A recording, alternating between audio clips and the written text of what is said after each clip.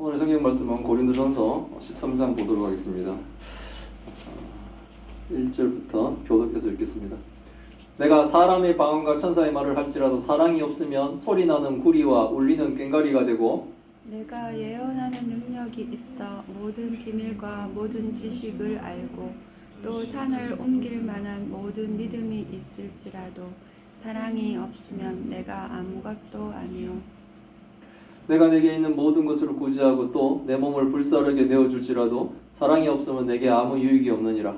사랑은 오래 참고 사랑은 온유하며 시기하지 아니하며 사랑은 자랑하지 아니하며 교만하지 아니하며 무례히 행하지 아니하며 자기의 유익을 구하지 아니하며 성내지 아니하며 악한 것을 생각하지 아니하며 불의를 기뻐하지 아니하며 진리와 함께 기뻐하고 모든 것을 참으며 모든 것을 믿으며 모든 것을 바라며 모든 것을 견디느니라. 사랑은 언제까지나 떨어지지 아니하되 예언도 패하고 방언도 그치고 지식도 패하리라. 우리는 부분적으로 알고 부분적으로 예언하니 온전한 것이 올 때에는 부분적으로 하던 것이 패하리라. 내가 어렸을 때에는 말하는 것이 어린아이와 같고 깨닫는 것이 어린아이와 같고 생각하는 것이 어린아이와 같다가 장성한 사람이 되어서는 어린아이의 일을 버렸노라. 우리가 지금은 거울로 보는 것 같이 희미하나 그때에는 얼굴과 얼굴을 대하여 볼 것이요 지금은 내가 부분적으로 아나 그때에는 주께서 나를 아신 것 같이 내가 온전히 알리라. 같이 읽겠습니다. 그런즉 믿음, 소망, 사랑 이 세 가지는 항상 있을 것인데 그 중에 제일은 사랑이라. 아멘. 네, 오늘은 마지막 절이었죠. 그 중에 제일은 사랑이라라는 사랑에 대해서 말씀을 드리려고 합니다. 흔히 이제 고린도전서 13장을 사랑장이라고 얘기할 정도로 오늘 본문을 통해 바울은 사랑이 무엇인지를 가르쳐 주려고 합니다. 사랑은 사실 굉장히 어렵죠. 우리의 본성적인 인간의 이 마음엔 사랑은 사실 실천하기가 어렵습니다. 이기적인 사랑은 뭐 할 수 있겠지만 정말 하나님이 말씀하신 이 13장에 바울의 편지를 통해 우리에게 가르쳐 주시려고 했던 이 사랑은 정말 하나님을 믿지 않는 사람, 예수 그리스도를 믿어 하나님의 구원 백성이 되어 성령의 통치를 받지 않는 사람이면 그런 사람이 아니라면 할 수 없는 것이 이 사랑인 것 같아요.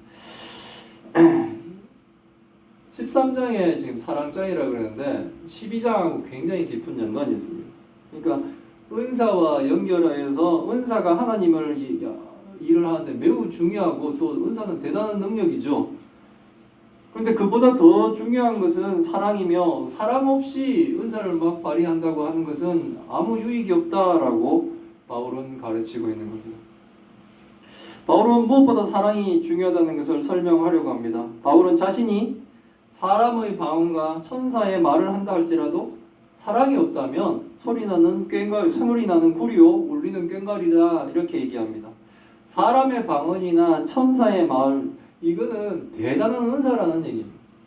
대단한 은사를 받았다는 거예요.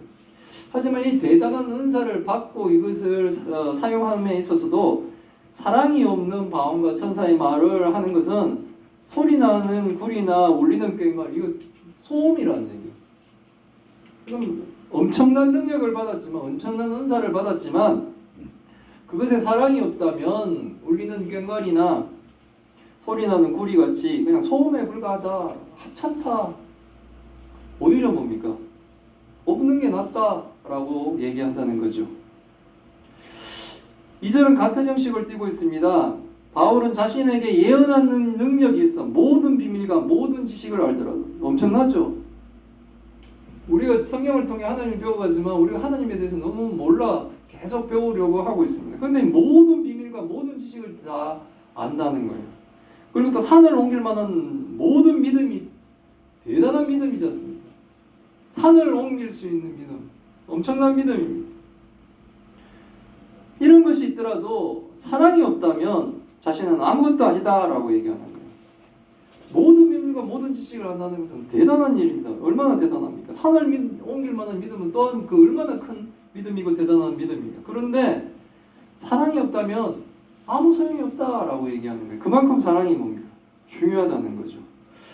바울은 또 자신에게 모든 것으로 구제하고 자신의 몸을 불사르게 내어줄지라도 사랑이 없으면 아무 유익이 없다고 합니다. 1절, 2절, 3절이 다 같은 형식을 띠면서 사랑을 강조하고 있습니다. 사실 내가 가지고 있는 모든 재산을 가지고 사람들을 구제한다는 거, 그거 할 수 있는 사람이 세상에 몇 있겠습니까? 그리고 자신의 몸을 불사르게 내어주는 이 엄청난 희생이죠. 근데 사랑이 없다면 아무 유익이 없다라고 얘기하는 겁니다. 사랑이 없이 사용하는 은사를 사랑이 없이 사용하는 것은 그 은사가 뭡니까? 자신의 자랑밖에 안 되는 거예요. 자신을 자랑하기 위해 사용하는 그 은사는 뭡니까? 교회에 득이 되지 않는 거죠. 하나님이 은사를 주신 이유는 뭡니까? 이익을 위해, 모두의 이익을 위해서 주십니다. 교회 공동체의 이익을 위해서 주셨는데 개인의 자랑에 그친다면 뭡니까? 오히려 교회를 분열시키고 지금 고린도 교회가 시끌벅적한 거예요. 그러니까 현대 교회도 이런 일이 벌어질 수가 있는 거예요. 근데 거기에는 뭡니까? 원인이 사랑이 없기 때문이라는 겁니다. 과연 그러면 모든 은사가 사랑이 없으면 아무 유익이 없다는 그 사랑이 과연 무엇이냐는 거죠. 그래서 바울은 사랑은 이렇다라는 것을 7절까지 쫙 나열을 합니다. 한 15가지 정도로 이렇게 바울이 올렸는데, 먼저 사랑은 오래 참는 것이라는 거예요. 사랑의 시작은 인내라고 합니다. 교회 안에서 은사 때문에 불공평한 것에 대한, 그리고 섭섭한 마음 등등의 이 불협화음을 일으키고 있는 문제들, 그리고 뭡니까? 가족 간에, 친구 간에, 이웃 간에 등등 그 불협화음을 이루고 있는 이 문제를 해결하는 그 출발점은 오래 참으면서 교회의 분열을 막을 수 있다는 거죠. 어제도 무슨 일이 있었지만 참았으면, 인내했으면 이런 생각들을 좀 하게 되는 거예요. 다음은 온유함입니다. 온유하다는 것은 다른 사람에게 친절한 거예요. 5절에 무례치 행하지 않는다는 것과 비슷한 내용인데, 친절은 상대방에 대한 존중하는 마음에서 우러나오는 거예요. 그게 바탕이에요. 사랑은 그런 것이라는 겁니다. 세 번째는 시기하지 않는다는 거예요. 시기하지 않는다라고 번역한 이 단어의 뜻에는, 시기라는 이 단어는 열정적이다, 열심이다라는 이 의미가 들어있는 단어예요. 거기에 부정어로 열정적이지 않다, 부사를 사용, 부정을 의미하는 부사를 사용해서 시기하지 않는다라고 번역이 되었는데, 열심의 의미에 시기라는 의미가 있는 것이 좀 흥미롭잖아요. 열심인 거하고 시기하고 비슷하다고 생각해요. 열심히면 다 좋을 줄 알았는데 열심히 과하면 뭡니까? 경쟁하고 시기하는 단계로 발전할 수 있으면 우리는 경계해야 되는 거예요. 경쟁적인 마음이 있고 이렇게 그래서 서로를 독려해가면서 이렇게 하는 건 좋은데, 그것이 시기로 발전해 버리면 서로를 미워하는 마음이 생깁니다. 그렇게 하지 않는다는 거죠. 자랑하지 않는다는 것은 자신을 뽐내지 않는다는 거예요. 하나님이 주신 은사가 교회의 유익함인데 자신을 자랑하기 위해서 막 사용한다면, 나의 방언 실력을 한번 들어보라. 막 외국어 말하듯이 정말 우리가 알아들을 수 없는 막 화려한 방언을 막 쫙 입어서 쫙쫙쫙쫙 막 나오고, 마치 천사의 말을 하듯이 막 하고 대단하지 않느냐라고 이렇게 한다면 뭡니까? 유익이 되지 않는 거예요. 그건 자신이 자랑밖에 안 되는 거 아닌 거예요. 그래서 사랑이 없는 것이 분명하다는 거죠. 왜? 내 자랑이니까요. 다섯 번째는 교만하지 않는 것이 사랑이라고 합니다. 교만하다고 번역된 이 단어의 뜻은 부풀리는 거예요. 부풀리는 거. 마음을 부풀리게 하는 거예요. 자만하게 하는 거예요. 마음이 부풀어 오르게 만드는 거예요. 거만하고 교만하다는 뜻이 들어있는 겁니다. 사랑이 있는 사람은 뭡니까? 자신이 무슨 은사를 받았다고 자신을 다른 사람보다 높게 부풀리지 않는 거예요. 내가 병 고치는 은사가 엄청나잖아요. 손만 대도 내 손수건만 갖다 대도 사람이 막 일어나고, 마치 자기가 하는 것처럼. 그렇게 부풀리는 게 아니라는 거죠. 자신을 부풀리지 않으면 어떻게 돼요? 갈등이 생기지 않죠. 자신을 부풀리기 때문에 뭡니까? 갈등이 생기는 거잖아요. 상대방이 시기하는 마음을 주는데 내가 막 부풀리니까 저 사람한테 시기하는 마음을 내가 심어주고 있지 않습니까? 이런 것들이 뭡니까? 사랑이 아니에요. 그래서 사랑은 교만하지 않다고 얘기하는 겁니다. 여섯 번째는 무례히 행하지 않는 겁니다. 무례는 사회생활에 합당한 예절에 따라 행하지 않는다는 거죠. 나는 뭐 거리낌이 없어. 나는 어떤 거에 구애받지 않아. 이런 거 아니라는 거예요. 사랑이 있는 사람은 당연히 다른 사람과의 생활에 합당한 예절을 지키는 겁니다. 예절을 지키는 것, 이것이 사랑이에요. 그러니까 상대방을 존중해주고 예절을 지키고 이런 모든 것도 그 마음에 뭡니까? 사랑이 있는 자들이나 하는 거예요. 사랑이 없으면 뭡니까? 굉장히 잘나듯이 자기 멋대로 하려고 들죠. 그리고 사랑은 자기의 유익을 구하지 않습니다. 이게 우리 성정의 엉점. 우리는 우리의 이익을 먼저 구하지 않습니까? 근데 다른 사람을 사랑하지 않는 사람은 절대로 자기의 유익을 구하지 않는 일을 할 수가 없다는 거죠. 그런 사랑의 본질은 이기적인 것이 아니라 이타적인, 다른 사람을 위한 것이기 때문에 이 세상에 태어난 사람 중에 뭡니까? 가장 이것을 잘 실천하신 분이 예수 그리스도라는 거죠.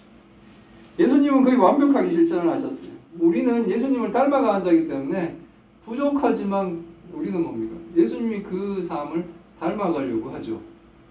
그게 우리의 본성과 안 맞기 때문에 힘든 겁니다. 우리의 본성과 안 맞기 때문에 우리는 나를 위해야 되는데 자꾸 다른 사람을 위하라고 그러니까 힘든 거예요. 근데 성령이 우리를 지배하시면 예수 그리스도의 마음을 우리가 알고 그렇게 따라가게 되는 거예요. 그래서 자신이 이걸 뭡니까? 포기할 줄 아는 거예요. 남을 위해서. 예수님은 완전히 다 포기하셨죠. 죽으셨잖아요. 십자가에서. 사랑은 성내지 않는다고. 사랑은 성내지 않는다고.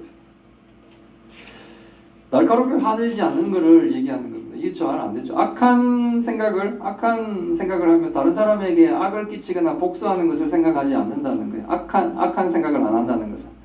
다른 사람이 나쁘게 한 것을 마음에 간직하지 않는다는 거예요. 우리의 성정은 뭐 잃지 않습니다. 받았으면 대갚아줘야 된다고 생각을 하죠. 근데 뭡니까? 사랑이 깔려있는 사람은 예수 그리스도께서 나를 사랑하셨는데 하나님 나를 사랑하셨는데 사로잡혀버리면 남이 이렇게 하는 것이 기억나지 않는 거예요. 그냥 별 데미지를 주지 않습니다. 근데 이제 그 하나님의 사랑이 온전히 깨달아지지 않으면 남이 준 상처가 이 데미지가 굉장히 커버리는 거예요. 그 상처 준 사람도 잘못이죠. 물론. 하지만 뭡니까? 우리가 그걸 되갚겠다는 생각을 하지 않는 거예요. 그래서 하나님은 이런 마음의 괴로워하는 우리를 알기 때문에 원수 갚음을 나한테 맡기라고 하나님이 얘기하시는 거예요. 내가 다 갚을게 라고 얘기합니다.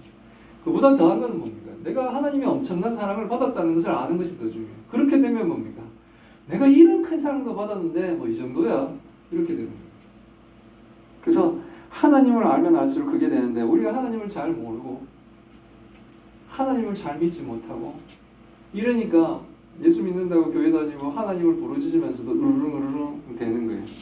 뭐 목사라도 뭐 별반 다른 건 없는 거예요. 그래서 오늘 본문에서 보면 푹푹 찔리는 바들이 많죠. 예, 또 사랑은 불의를 기뻐하죠. 예, 당연하겠죠.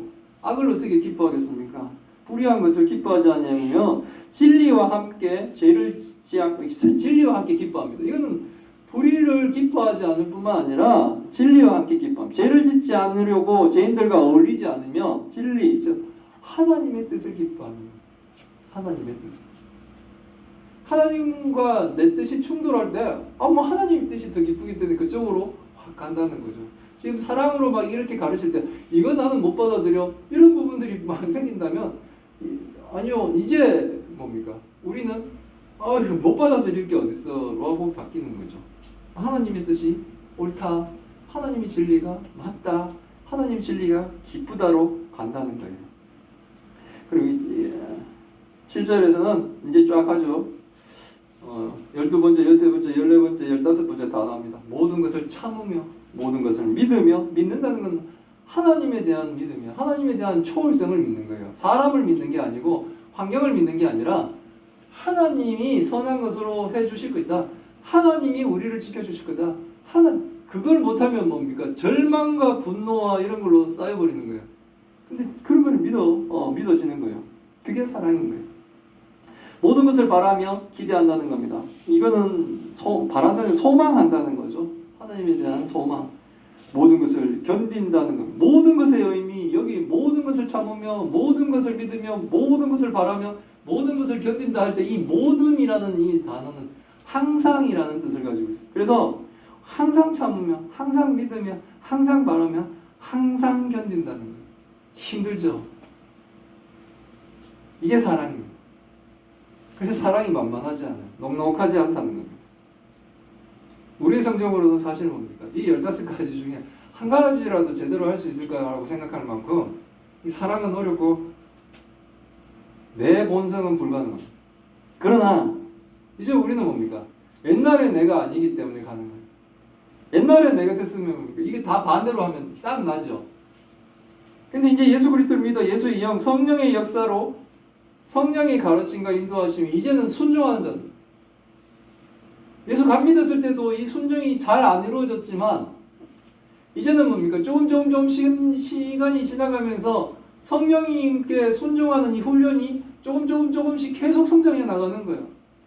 우리가 죽는 날까지 재림 예수님을 만날 때까지 우리가 하나님 나라에 완전히 들어갈 때까지 계속 우리는 이 성장해 나가는 거예요. 옛날에는 10가지를 불순종하겠다고 내가 이걸 다 15가지입니까? 15가지 하나도 못 받아들이겠네? 라고 했는데 어느 때인가 뭡니까? 1개 받아들이겠네. 이제 2개, 3개 이렇게 계속 뭡니까? 성령의 지배를 받아가는 거예요. 그러면서 사랑을 베푸는 거죠. 이런 것들이 사랑이라는 거예요. 예수님의 사랑을 받은 자는 이 사랑을 할 수 있다고 그러는 거예요. 근데 사탄은 자꾸 우리에게 뭡니까? 못해! 이거 어떻게 해? 자꾸 이러는데 그건 사탄의 속삭임이니까 그런 속삭임은 무시해버리고 하나님이 나를 인도하시니 나는 못해도 하나님 때 내가 이렇게 할 수 있다는 거예요. 속마음은 막 아닌데 어거지로 하면 얼마나 괴롭겠습니까? 그렇게 가는 게 아니에요. 하나님의 우리의 인도하시면 우리가 가게끔 하시는 거예요. 막 그 소 콧뚜레에다 꽂고 끌고 가듯이 끌고 가면 순종하는 성도가 얼마나 괴롭겠습니까? 교회 생활이 아니죠. 그렇게 되면. 근데 하나님은 그렇게 하지 않는다는 거예요. 하나님은 우리를 격려해 가면서 우리를 뭡니까? 인도해 가신다는 거죠. 그래서 뭡니까? 강제로 뭘 시키고 하는 이 이단이나 사탄, 다른 이방 종교보다 저는 기독교가 좋은 게 하나님이 우리를 자꾸 이렇게 해서 내가 이렇게 갈 수 있도록 인도해 가시는 거예요. 말씀으로 가르치시고 하나님의 성령으로 우리를 조명케 하시며 하나님 뜻이 무엇인지를 가르쳐 주시고 얼마 전까지 막 분노했던 그 마음이 하나님 말씀을 보면서 넉넉듯이 녹아버리고 이게 바로 성령의 역사고 정말 하나님 살아 계시구나라는 것을 알게 해주는 것 같아요. 이렇게 사랑이 무엇이다라는 것을 바울이 편지로 가르쳐주고 은사들은 한계가 있다라는 것을 또 바울은 얘기합니다. 예언이나 방언, 지식 등등은 효력이 없어 필요 없을 때가 온다는 거죠. 근데 왜 사랑이 중요하냐면 사랑은 뭡니까? 이게 유통기한이 없이 영원하다는 겁니다. 계속된다는 거예요. 우리가 죽어서 천국에 가면 방언이라든지 병 고치는 은사 이런 거 아무 소용없죠. 왜 병 걸린 사람도 없으니까요. 막 이렇게 될 거예요. 근데 천국은 사랑은 뭡니까? 오히려 더 충만하겠죠. 그러니까 우리가 이렇게 저렇게 받은 많은 은사들, 그런 은사들이 이 땅의 하나님 나라를 위하고 교회의 유익을 위하기 위해서는 필요했을지 모르지만 이제 하나님 나라에 가게 되면 그런 것들은 뭡니까? 사실 그 용도가 뭡니까? 다 된 거죠. 사랑은 그런데 뭡니까? 더 충만해. 하나님 나라는 완전히 사랑으로 다 덮여 있을 거 아닙니까? 예언 방언 지식이 폐해지는 이유를 이제 바울은 9절에서 12절까지 좀 반복해서 설명을 좀 하려고 해요. 예언의 은사를 받았다고 하지만 우리가 그 예언의 은사가 부분적이라는 겁니다. 그리스도께서 재림하실 때까지 우리는 뭡니까? 완전히 다 알고 막 이러는 게 아니라 부분적으로 알고 부분적으로 일부분을 예언할 수 있다는 거죠. 그리고 성경 66권이 이제 완성된 상황에서 이제 더 이상의 예언은 사실 의미가 없다고 보는 거죠. 하나님이 말씀하시려고 하는 그 하나님의 약속의 말씀은 성경책에 거의 다 나와 있는 거예요. 그럼 온전한 것이 올 때는 부분적으로 하던 것이 폐해진다는 겁니다. 즉 예수님이 재림하게 되면 모든 것이 온전해집니다. 그때는 부분적인 것 부분은 소용이 없어요. 효력을 상실하는 거예요. 왜냐하면 온전해졌기 때문에 그렇습니다. 부분적인 것은 그래서 소용이 없어요. 예를 들면 밤이 되는 부분이 밤이 돼 버리면 사람들이 전등을 켜거나 이 전등이나 뭐 촛불을 켜든 뭐 이렇게 해서 우리는 뭡니까? 부분적으로 밝히죠. 낮이 돼 버리면 의미가 없잖아요. 전등 필 필요가 없이 환하니까. 물론 뭐 커튼 치고 이렇게 어두우면 전등을 또 켜야 되겠지만 그런 의미가 아니고 촛불이나 이 전등을 막 비춰야 되는 그 밤일 때는 그런 부분이지만 태양이 환히 비춰버리면 그런 것들이 소용이 없는 것과 같은 의미입니다. 바울은 다시 은사들이 폐해지는 것에 대한 설명을 바울 자신의 경험으로 좀 설명을 하려고 합니다. 내가 어렸을 때, 바울이 어렸을 때 말하는 것이 어린아이 같고 깨닫는 것이 어린아이 같고 생각하는 것이 어린아이 수준에 머물렀었다는 거죠. 근데 이제 성인이 다 됐어요. 성인이 되면 어린아이의 일, 즉 어린아이 때의 수준으로 생각하고 뭐 그런 것들은 이제 어른이 되면 그렇게 생각하지 않는다는 거죠. 누가 이거 모델하우스 가지고 예를 들어서 저도 이제 예를 좀 들으려고 하는데 모델하우스는 건물이 완성되기 전에 사람들로 하여금 이렇게 이제 할 겁니다. 그래서 막 합판으로 만들죠. 막 합판으로 이렇게 해서 대충 이렇게 만들어 놓죠. 그 안에 들어가 보면 사람들이 앞으로 지어질 집이 이런 모양으로 저렇게 만들어지겠구나라고 생각을 합니다. 근데 실물이 완성돼 버리면 사실 이 모델하우스는 필요가 없죠. 실물이 완성되고 사람들이 입주하면 이 모델하우스 부수고 다른 또 모델하우스를 세운다든지 그렇게 하는 거예요. 왜? 실물이 있기 때문에 그렇습니다. 그것과 같은 거예요. 바울은 또한 거울을 또 얘기를 듭니다. 당시 거울은 바울 거울은 지금 우리의 거울보다 수준이 좀 낮은 거울들이죠. 뭐 청동이나 구리 같은 거에 막 이렇게 갈아서 하니까 지금보다 더 거울로 보면 좀 답답한 부분이 있겠죠. 뿌옇고 사물이 또 잘 안 보이죠. 매끄러워야 되는데 지금도 왜 거울 중에 울퉁한 거 이런 거 있으면 이렇게 사람이 약간 찌그러져 보이기도 하지 않습니까? 그 당시에 아마 갈아서 하는 거니까 더 그런 부분이 있겠죠. 그런 걸로 보는 것 같이 하나님을 우리가 아는 것이 좀 희미하게 안다는 거예요. 우리 성경을 통해 하나님을 알아가고 있지만 우리가 정확하게 뭐 이렇게 알지 못하죠. 그래서 더 열심히 배우고 많이 하나님을 자꾸 알려는 이유가 뭡니까? 하나님을 알수록 하나님에 대한 믿음이 더욱더 견고해지고 오늘 가르치려고 하는 이 사랑도 뭡니까? 더욱더 견고해질 거잖아요. 그렇게 막 하는데 어쨌든 뭡니까? 완전하진 않지 않습니다. 자기가 거울로 보는 것처럼 희미하지만 성경을 우리가 알아도 부분적으로 좀 알고 좀 불완전한 지식으로 사실은 알고 있죠. 성경 전부를 다 이해하는 것은 사실 좀 불가능하죠. 그래서 지금 이렇게도 알고 저렇게 어떨 때는 이런 학자들이 주장하기도 하고 저런 학자들이 주장하는 바도 있죠. 뭐 창조론만 해도 다시 요즘에 뭐 하든지 어느 교수님이 뭐 페이스북에 뭐 몇 가지 종류 이렇게 올리고 하니까 또 이거 왁작 찌끌거리던데 그런 식으로 되어 있죠. 뭐 개인적인 부분이겠지만 성경의 문자 그대로 알 것인가 진화론을 조금 넣든가 뭐 등등 여러 가지 일들이 있더라고요. 어쨌든 그렇게 우리가 완벽하게 알지는 못하죠. 그러나 주님이 오시면 예수님이 재림하시면 거울로 보는 것이 아니라 이제는 얼굴을 대면하듯이 하나님을 분명히 알 수 있는 거예요. 성도는. 바울은 이것을 주님이 나를 아신 것 같이 내가 온전히 하나님을 알게 된다라고 표현합니다. 이거 주님이 나를 아시는 건 100% 알고 계시는 거죠. 근데 이제 우리도 그때가 되면 온전히 하나님을 알 수가 있게 돼요. 100% 알게 된다는 거예요. 주님은 우리를 정확하게 우리가 주님을 아는 것에 비교할 때 우리는 열심히 주님을 알려고 하지만 부분적으로 불완전하고 부분적으로 아는 것인데 그러나 주님이 재림하시면 우리도 이제 주님을 100% 확실하게 분명하게 알 수 있다는 거예요. 그러므로 은사를 받은 것들은 주님이 오시면은 더 이상의 용도의 가치가 없어지는 거예요. 상실하는 거예요. 그런 은사를 사용하는데 그런 뭡니까? 한계가 있는 은사를 사용하는데 사랑이 없으면 유익을 위하여 받은 은사가 내 자랑밖에는 안 된다는 겁니다. 우리가 뭐 교회가 적고 사람도 몇 명 안 돼가지고 이런 분란이 없지만 큰 교회 가면 이 사람 저 사람들 많고 이런 은사 저런 은사 받는 사람 많고 특히 방 가지고 시끌벅적한 교회들이 있는 거예요. 그렇게 하지 말라는 겁니다. 자기 자랑하면은 아무 소용 없습니다. 은사로 받은 방언은 뭡니까? 구리 나는 소리 나는 구리요, 울리는 꽹과리, 소음밖에 안 된다는 거예요.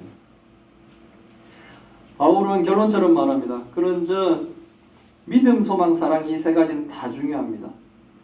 그래서 믿음, 소망, 사랑은 항상 있을 것이지만 그래도 그 중에 제일은 사랑이다라고 얘기합니다. 믿음도 중요하고 소망도 중요하고 사랑도 다 중요해요. 근데 바울은 여기서 사랑이 제일 중요하다라고 주장을 하는 거예요. 믿음은 은사로서의 믿음보다는 일반적인 구원과 관련된 믿음입니다. 그러니 믿음도 매우 중요하고 예수님에 대한 지적인 믿음은 예수님, 주님의 재림으로 온전해질 때까지 더 이상 뭡니까? 더 필요하지 않겠지만 예수님께 대한 신뢰의 믿음은 뭐 계속되는 거죠. 계속. 소망은 미래에 대한 기대와 확신이기 때문에 천국에 들어가기 전까지는 강렬하지만 우리가 천국에 들어가 보면 그 소망은 뭡니까? 이루어져 버렸잖아요. 그러니까 상실되죠. 근데 천국에서도 모든 생명과 복이 하나님께 달려 있으므로 천국에서도 하나님을 바라보는 소망이 또 있겠죠. 그러니까 중요해요. 믿음도 중요하고 소망도 중요하고. 근데 사랑은 이 땅에 있을 때는 사랑하려는 우리를 방해하는 것이 너무 많죠. 내가 좀 사랑 좀 해보려고 그러니까 상대가 그는 것도 많고 환경이 그는 것도 많고 또 실질적으로 유혹받는 것도 많지만 천국에서는 뭡니까? 우리의 사랑을 왜곡시킬 방해물이나 유혹할 모든 것들이 제거된 상황이기 때문에 우리가 사랑하는 이 부분들은 더 풍성해지는 거예요. 더. 하나님과 동거하는 이 천국에서는 사랑은 더욱더 풍성해지고 가득 차 있을 거예요. 천국은 아마 사랑으로 가득 차 있을 거라고 생각합니다. 그러므로 믿음도 중요하고 소망도 중요하지만 그 중에 사랑이 으뜸이다라고 하나님은 바울의 편지를 통해 우리에게 말씀하시는 거예요.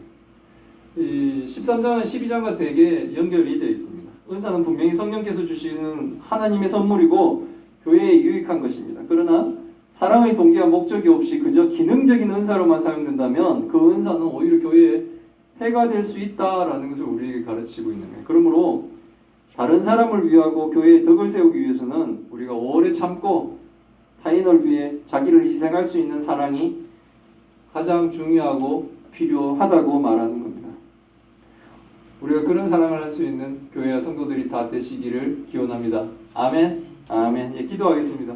하나님 감사합니다. 오늘의 말씀을 통해 하나님의 뜻을 알게 하시니 감사드립니다. 하나님이 바울을 통해 우리에게 은사를 어떻게 사용해야 할지를 가르쳐 주심에 감사드립니다. 교회는 사랑을 기초로 은사를 사용할 때 하나님 나라의 복을 풍성히 누림을 배웁니다.